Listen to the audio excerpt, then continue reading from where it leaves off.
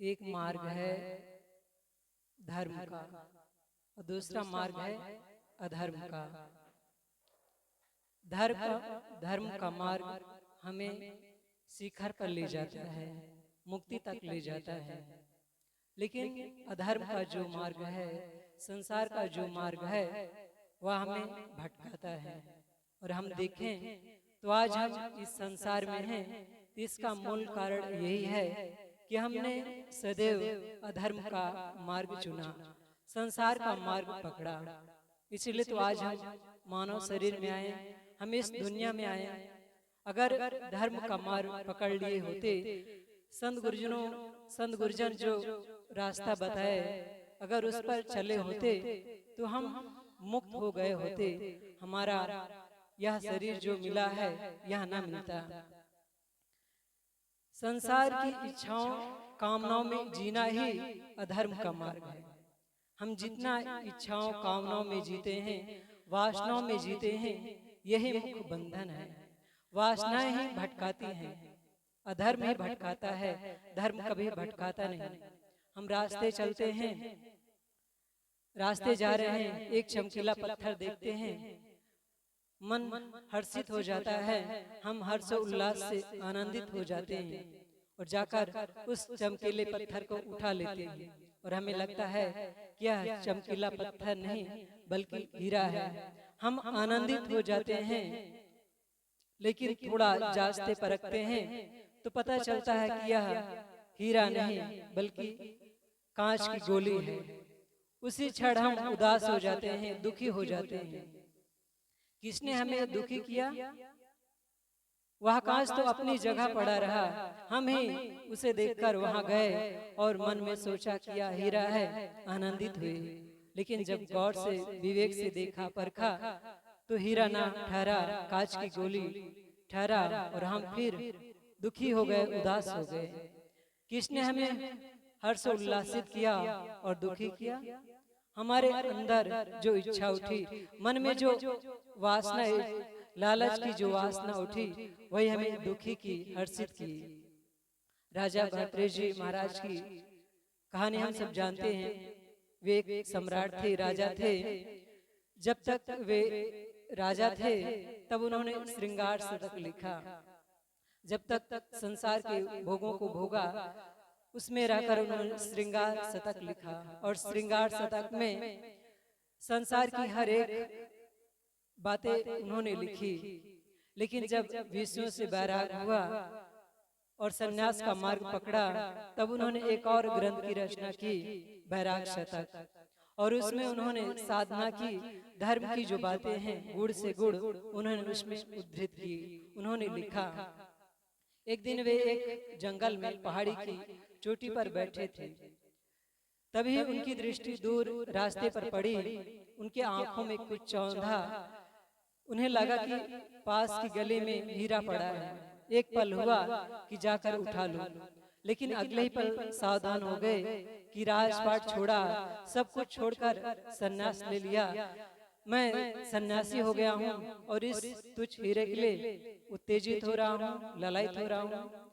वे आत्मचिंतन करते हैं और फिर अंतर्मुखी हो जाते हैं, ध्यानस्थ हो जाते हैं। तभी दोनों दिशाओं की तरफ से कुछ आवाजें आने लगती हैं और कुछ ही देर बाद दो घुड़सवार आकर उस हीरे पर अपनी तलवारें खींच दी। एक ने कहा कि इस हीरे पर सबसे पहले मेरी नजर पड़ी है। दूसरे राजकुमार ने कहा, नहीं, सबसे पहले मैंने इस हीरे को देखा है। समाधान होने वाला नहीं था। फिर क्या था? तलवारें खींची और अगले ही क्षण दो लहूलुहान लाशें पड़ी थी। हीरा अपनी जगह ही पड़ा रहा, लेकिन जो अभी दो जीवित व्यक्ति थे मुर्दा हो गए। किस पर? पत्थर पर। तो जो हम भटक रहे हैं, हमारी वासनाएं भटका रही हैं। संसार का कोई भी पदार्थ हमें भटकाता नहीं है। हमें जब उसमें आकर्षित होते हैं, मोहित होते हैं, वही पदार्थ हमें दुख देने लगता है, हमें सुख देने लगता है। तो अगर हमें सचमुच दुखों से पार जाना है तो बंधुओं, हम अधर्म का मार्ग छोड़ें। और अधर्म मार्ग यही है, संसार की इच्छाओं कामनाओं में जीना। जब हम इनसे ऊपर जीते हैं। जब हम निस्वार्थ भाव से जीवन जीने लगते हैं या कहें अनासक्ति का व्यवहार करने लगते हैं, तभी हमारा जीवन प्रेम में बनता है। प्रेम में जो जीने लग गया बंधुओं, वही मुक्ति में जीने लग गया। पूज्य और गुरुदेव जी के प्रवचनों को सुने तो वे बारंबार कहा करते हैं कि जब मन निर्ग्रंथ हो गया, मन में गहरी शांति है, यही तो आत्म दशा है, यही तो आत्म अनुभूति की स्थिति है, शांति की दशा है। और जब तक हृदय कामनाओं से भरा है, इच्छाओं से भरा है, वासनाओं से भरा है, यही तो अशांति है, यही तो बंधन है। लेकिन जो व्यक्ति इच्छाओं कामनाओं को जीतकर अनासक्ति पूर्वक जीवन जीने लगता है, उसका जीवन धन्य हो जाता है, उसका भटकना बंद हो जाता है। लेकिन अनासक्ति में जीना बहुत मुश्किल होता है, क्योंकि अनादिकाल से हमारा जो मार्ग रहा है वह धर्म का मार्ग रहा है। हम सदैव अधर्म के मार्ग पर चले हैं, संसार की ओर चले हैं। और संसार की लीक, संसार का रास्ता इतना प्रबल हो गया है, इतना प्रगाढ़ हो गया है कि हम चाहते तो हैं कि सुख आ जाए जीवन में शांति आ जाए, लेकिन जो पहले का बनाया हुआ रास्ता है वह बहुत जटिल है, वह आसानी से छूटता नहीं है। हम सत्संग में आते हैं, संत गुरुजनों के पास आते हैं, लेकिन हमारे ना चाहते भी हमारा मन कुचिंतन करने लगता है, गलत सोचने लगता है। तो यही कारण है कि हम सदैव बाहर भटके हैं, हमारा मन सदैव बाहर की यात्रा किया है। और जब तक मन बाहर की यात्रा करेगा, संसार की यात्रा करेगा, बंधुओं, जीवन में शांति नहीं आएगी। हम धर्म के मार्ग पर चल नहीं पाएंगे। धर्म के मार्ग पर हम तभी चल पाएंगे जब हम अपनी इच्छाओं को जीते, अपनी कामनाओं को जीते, अपने स्वार्थ को जीते। और स्वार्थ जीतना तब होगा जब हम निरंतर संत गुरुजनों के सानिध्य में आए और उनके बताए हुए मार्ग पर चले, तभी जीवन बदलता है। जब हमारा व्यवहार उज्जवल हो जाता है, पवित्र हो जाता है, तो हम थोड़ी ही साधना करें, थोड़ा ही ध्यान करें, मन आनंदित रहेगा, जीवन में प्रसन्नता रहेगी, जीवन में सुख रहेगा। लेकिन अगर हमारा व्यवहार उज्जवल है, व्यवहार गलत है, तो हम कितना ही ध्यान करें, साधना करें, हमारा मन अस्थिर नहीं होगा, हमारा मन चंचल बना ही रहेगा। तो धर्म की जो पहली सीढ़ी है वह है व्यवहार। व्यवहार हमारा उज्जवल हो, पवित्र हो, निर्मल हो। जब व्यवहार उज्जवल हो जाएगा, पवित्र हो जाएगा, तभी हम धर्म के मार्ग पर चल पाएंगे। जो धर्म के मार्ग पर चलने लगता है, जो अनासक्ति में जीने लगता है, उसी का जीवन तो जीवन होता है। ऐसा व्यक्ति जो प्रेम में जीने लगता है, वह संसार में रहते हुए भी, संसार का सारा काम धाम करते हुए भी, वह उससे सर्वथा भिन्न होता है, उससे अलग होता है। पूज्यवर गुरुदेव जी की एक पुस्तक है विवेक प्रकाश टीका, उसमें एक कहानी आती है राजा निर्मोही की। कहानी काल्पनिक है, लेकिन उसका जो भाव है इस कहानी के माध्यम से गुरुदेव जी ने उसमें उद्धृत किया है, लिखा है। तो कहानी ऐसी है कि एक निर्मोही राजा हैं, वे अपना राजपाट, अपनी प्रजा की सेवा करते हैं। इसके बावजूद भी उनका मन उनसे अलग होता है, वे परम शांति में, आत्म स्थिति में जीते हैं। उनका एक पुत्र है, एक राजकुमार है। एक दिन वह जंगल गया शिकार करने के लिए। दिन भर शिकार किया, लेकिन शिकार हाथ न लगा। दिन भर का थका मांदा हुआ पानी की खोज में इधर उधर भटकते हुए एक संत की कुटी पर पहुंचा। संत जी से उन्होंने पानी मांगा और संत जी ने उसे पानी पिलाया और फिर पूछा, तुम किनके बेटे हो?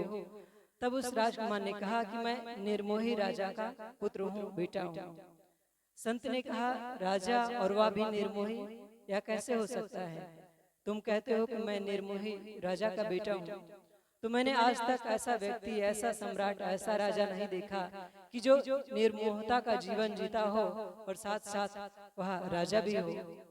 और निर्मोहता का जीवन जीता हो वह राजा नहीं हो सकता, और जिन निर्मोहता में नहीं जीता वही राजा हो सकता है। तो राजकुमार ने कहा, नहीं, मेरे पिताजी सचमुच निर्मोहता का जीवन जीते हैं।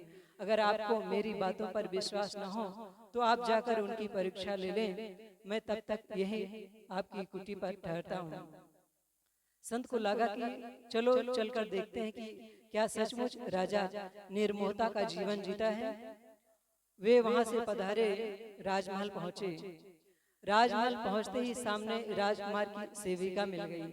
उससे संत जी बोलते हैं, तय सुन चेरी श्याम की बात सुनाओ तो ही, कुंवर बिनसो सीने आसन पड़ी है मोहे। हे राजकुमार की सेविका सुनो, तुम्हारे राजकुमार को जंगल में शेर ने उसकी हत्या कर दी है। यही बात बताने के लिए मैं यहाँ तक आया हूँ। संत जी की बात सुनकर राजकुमार की सेविका बोली, न मैं चेरी श्याम की ना ही कोई मेरा श्याम, प्रारब्ध दिवस में लिया सुनो ऋषि अभिराम। हे संत भगवान सुनो, न मैं किसी की सेविका हूँ और न मेरा कोई राजकुमार है। प्रारब्ध बस पूर्व जन्मों के आधार पर उनका और मेरा मेल मिलाप हो गया था। जब तक उनका और मेरा संबंध था और मेरा जो कर्तव्य था मैंने किया, लेकिन अब विधाता ने, प्रकृति ने, कर्म ने फिर से वियोग करा दिया, इसमें रोने की क्या बात है। सेविका से ऐसा उत्तर मिलते ही संत जी को आभास होने लगा कि सचमुच हो सकता है कि राजा निर्मोहता का जीवन जीते हों, क्योंकि जब सेविका ही ऐसा उत्तर दे रही है तब आगे की घटना भी अच्छी ही होगी। संत जी आगे प्रवेश करते हैं, तब सामने राजकुमार की प्रीतमा पत्नी होती है और उससे संत जी बोलते हैं, तय सुन चेरी श्याम, तय सुन चेरी श्याम की बात सुना तो ही, कुंवर बिनसोसी ने आसन पड़ी है मोय। संत जी की बात सुनकर राजकुमार की प्रीतमा बोली, तपिया पूरब जन्म की क्या जानत है मोय, मिले कर्म बस आन हम अब विधि कीन वियोग। हे भगवान सुनो, पूर्व जन्म में, पहले जन्म में उनका और मेरा क्या संबंध था यह कोई नहीं जानता। अच्छे कर्मों की वजह से उनका और मेरा संबंध था, अब फिर बुरे कर्मों ने वियोग करा दिया, इसमें रोने की क्या बात है, इसमें शोक मानने की क्या बात है।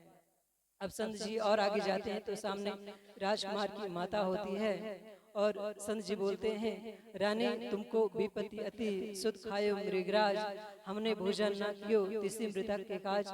हे रानी सुनो, तुम्हारे प्रीतम पुत्र को जंगल में शेर ने उसकी हत्या कर दी है और उसकी लाश मेरे आश्रम पर पड़ी है और इसी दुख के कारण मैंने अभी तक भोजन नहीं किया है। संत जी की बात सुनकर राजकुमार की माता बोली, एक वृक्ष डाली घनी पंछी बैठे आए, यह पार्टी पीरी भई चौदिस उड़ी उड़ी जाए। हे संत भगवान सुनो, एक विशाल वृक्ष है और उसमें शाम होते बहुत से पंछी आकर बैठ जाते हैं, बसेरा लेते हैं, लेकिन जैसे ही अगली किरण निकलती है, भोर होती है, सारे पक्षी उड़ जाते हैं अपनी दिशा की ओर। ऐसे ही यह संसार एक विशाल वृक्ष है और इस विशाल वृक्ष में घर रूपी डालियां हैं और इसी घर रूपी डालियों में असंख्य जीव अपने कर्मों के अधीन आकर जन्म लेते हैं और सब अपने कर्मों को भोगकर सब यहाँ से चले जाते हैं। अगर मेरा पुत्र भी अभी इस दुनिया में नहीं रहा, इसमें शोक करने की क्या बात है। अब संत जी सीधे निर्मोही राजा के सामने होते हैं और बोलते हैं, राजन मुख से राम कहो पल पल जात घड़ी, शुद्ध खायो मृगराज ने मेरे पास पड़ी। हे राजन, मुख से राम कहो, अनमोल समय बीता चला जा रहा है, हरि का नाम लो, ईश्वर का भजन करो। तुम्हारे पुत्र को शेर ने मार दिया है, उसकी लाश मेरे आश्रम पर पड़ी है और यही बताने के लिए मैं आप तक आया हूँ। संत जी की बात सुनकर निर्मोही राजा उत्तर देते हैं, तपिया तब क्यों छाड़िया, यहाँ पलक नहीं सोग, बासा जगत सराय है सबे मुसाफिर लोग। हे भगवान, आप अपने अनमोल समय को छोड़कर, अपनी अनमोल तपस्या को छोड़कर, साधना को छोड़कर यहाँ स्वप्न की बात कहने चले आए। यहाँ तो किसी के मरने पर उतनी देर भी शोक नहीं किया जाता, शोक नहीं मनाया जाता जितनी देर पलकों के गिनने में समय लगता है। राजा के ऐसे उत्तर को सुनकर संत जी को विश्वास हुआ कि सचमुच सचमुच राजा निर्मोहता का जीवन जीता है, वह प्रेम में जीता है, शांति में जीता है। तब संत जी ने सारी घटना बताई कि आपका पुत्र जीवित है, मैं बस आपकी परीक्षा लेने आया था कि क्या सचमुच आप निर्मोहता का जीवन जीते हैं। यह कहानी काल्पनिक है, लेकिन इसका जो भाव है, इसका जो सार यह है कि अगर हम प्रेम में जीने लग गए, धर्म के सच्चे मार्ग पर चलने लग गए, तो हम कहीं भी रहें, हम जैसा भी कर्म करेंगे, हमारे जीवन में प्रेम रहेगा, हम शांति में जिएंगे, हम मोक्ष में जिएंगे। तो मैंने अपनी बात शुरू की थी कि एक धर्म का मार्ग है और एक अधर्म का मार्ग है। जब हम धर्म के मार्ग पर चलेंगे, तभी बंधुओं हमारे जीवन में सुख आएगा, शांति आएगी।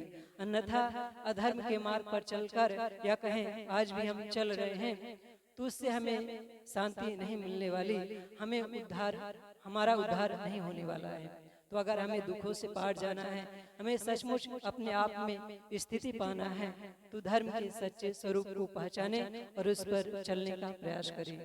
कुछ बातें मैंने आप सबके बीच कही।